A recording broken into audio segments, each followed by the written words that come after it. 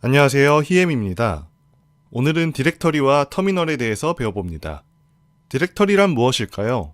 우리가 흔히 사용하는 폴더를 디렉터리와 같은 말로 이해하시면 되는데요. 이렇게 우리가 평소에 더블 클릭으로 여는 하나의 폴더를 우리는 디렉터리라고 합니다. 사전적으로는 파일 분류를 위해서 붙이는 이름을 가진 공간이라고 보시면 되겠습니다.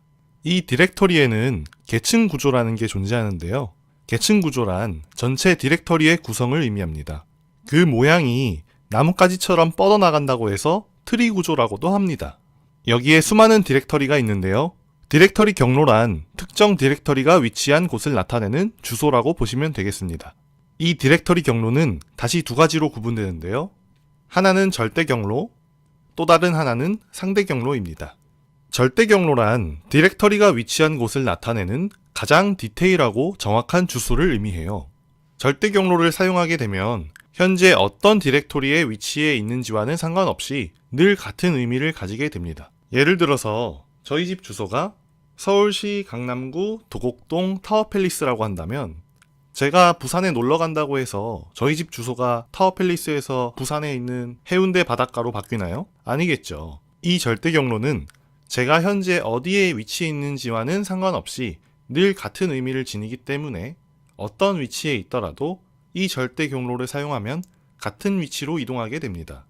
현재 제가 이 어도비라는 폴더에 위치해 있다고 하면 이 어도비 디렉터리의 절대 경로는 최상위에 있는 C 드라이브부터 시작해서 프로그램 파일, 그리고 어도비, 그래서 최종적인 절대 경로의 모습은 이런 모습이 됩니다.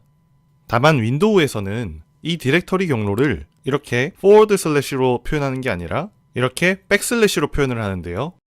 아니, 원 표시를 써놓고 왜 갑자기 백슬래시라고 하냐 라고 물으신다면 우리나라 키보드의 원 키가 외국에서는 백슬래시 키예요. 그래서 외국에서는 저 위에 코드가 아래처럼 백슬래시 모양으로 보이게 됩니다. 저희는 앞으로 포워드 슬래시를 사용할 거니까 윈도우 유저분들은 내 컴퓨터에서는 원으로 표시되는데 이상한 거 아니야? 하지 마시고 포워드 슬래시라고 이해하시면 되겠습니다. 다음은 상대 경로인데요. 상대 경로란 디렉터리가 위치한 곳을 현재 위치를 기준으로 설명하는 것을 의미합니다. 따라서 동일한 표현이라도 현재 어떤 디렉토리에 위치해 있느냐에 따라서 동일한 표현도 다른 의미가 될 수 있습니다. 상대 경로를 표시할 때 핵심이 되는 건 이 두 가지인데요. 본인의 위치는 점이라고 표현하고 본인보다 한 단계 위의 위치, 부모의 위치는 점 두 개를 써서 표현합니다. 현재 제가 프로그램 파일이라는 디렉토리에 위치해 있을 때 그 안에 있는 어도비 디렉토리로 가려면 어떻게 써야 될까요? 현재 우리가 위치해 있는 곳을 점이라고 표현한다고 했으니까 점 슬래시 어도비가 되겠네요. 만약에 프로그램 파일에서 윈도우 디렉토리로 가려면 어떻게 해야 될까요? 한 단계 위에 있는 C 드라이브로 가야 되겠죠?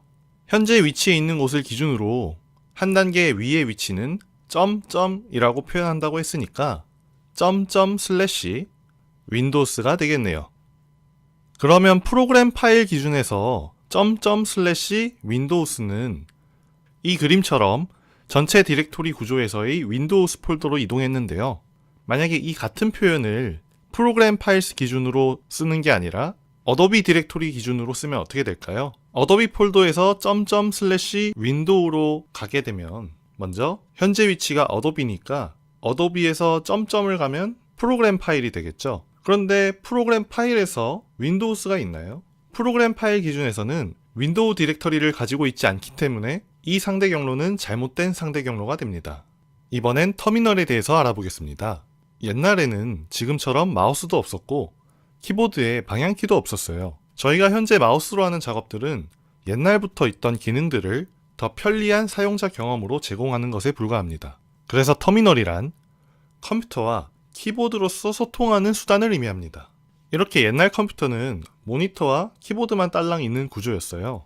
따라서 우리가 취할 수 있는 액션이 키보드에 뭔가를 타이핑하는, 즉 텍스트로만 컴퓨터와 소통할 수 있었습니다. 우리가 앞으로 개발을 할 때에도 이렇게 텍스트 기반, 즉 코드 기반으로 작업을 하기 때문에 우리는 아주 간단하게 터미널 사용법에 대해서 알아보겠습니다.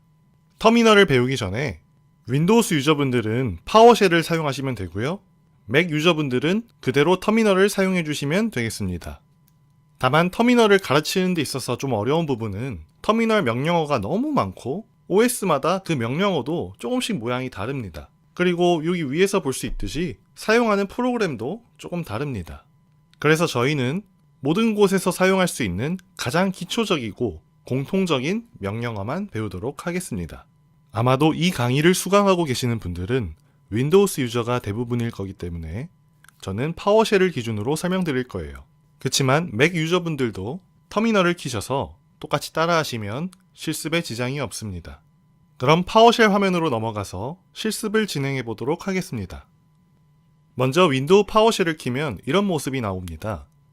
여기 이렇게 보시면 커서가 깜빡 하시는 것을 볼 수 있을 텐데요. 여기에다가 터미널 명령어를 쳐서 터미널에게 어떤 기능을 동작시켜줘 라고 부탁을 하게 되는 겁니다. 여기 커서 앞에 이렇게 경로가 나타나 있는데요.